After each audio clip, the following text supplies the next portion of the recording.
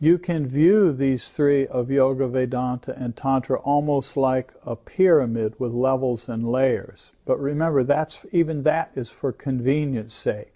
So you may start with the simple act of learning to sit straight and learn to do diaphragmatic breathing. This is typically thought of as being a part of the yoga process. So where would you put that? You'd put that on the bottom tier of your pyramid. And then comes the contemplation, the introspection, the looking at things like manas, chitta, ahamkara, and buddhi, and contemplating on those as how those relate to me. And those are in the Vedanta piece. So you would on the pyramid, you would put that next on top of the Vedanta piece. And then when you're trying to work with energy, sushumna, and this notion of Tripura, Maha Tripura Sundari. Maha means great, Sundari means beautiful. Tripura is the one consciousness that dwells in the three cities, like New York City, dwells in the three cities of waking, dreaming, and deep sleep. And this is out of the Tantra piece. So you would put it on the top of the pyramid. And building it like a pyramid, it makes our mind happy because we can look at a picture. It gives us a visual image to be able to hold on to. But it does not mean one better than the other, and they work together.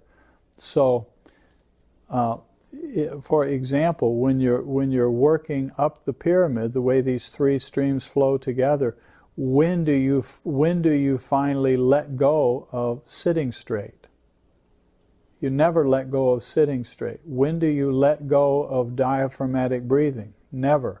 When do you let go of the practice of eating healthy food and ahimsa, non-harming towards other people, family and friends and community? It's constantly there. You never let go of it. So it's in that way that all of these flow together.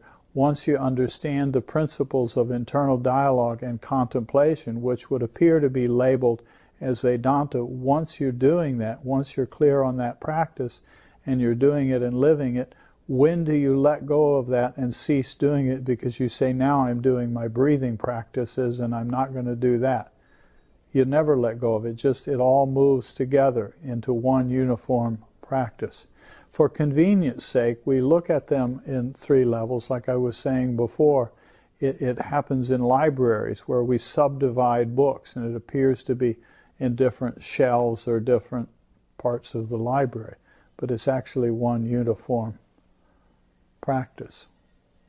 So another thing happens too, another principle that's very common is we talk about which yoga, which set of practices we do. So there's bhakti yoga, there's raja yoga, there's karma yoga.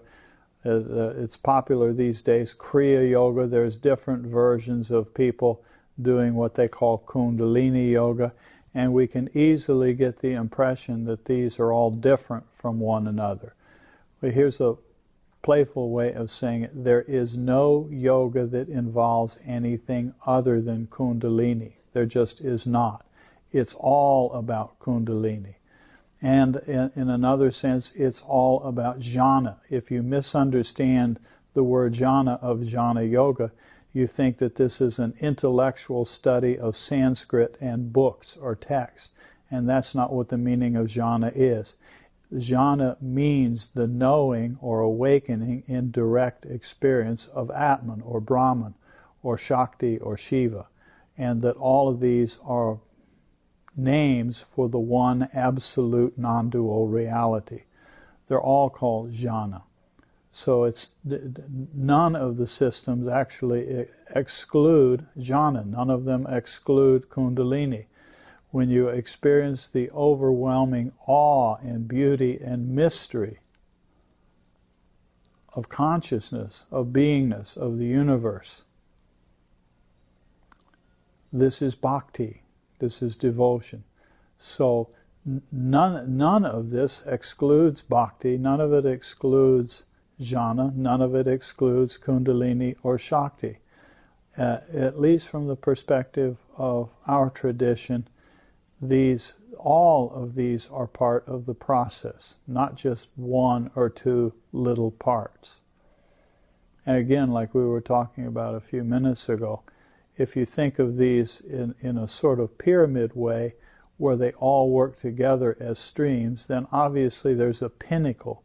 There's a point at the top of the pyramid where it all converges on unity.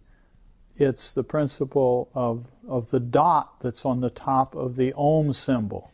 That dot on the top of the Om symbol is an indicator. It is a symbolism of one of the things it's called is Bindu. It's the point. It's the point out of which everything emerged, and it's the point into which everything returns, including consciousness. So all of our sadhana, all of our practices, is to work through these various types of practice, what appears to be separate types, and we move through all of them back to the point out of which they came in the first place. And that point is called Bindu. Literally, the word Bindu is point when you translate it into English.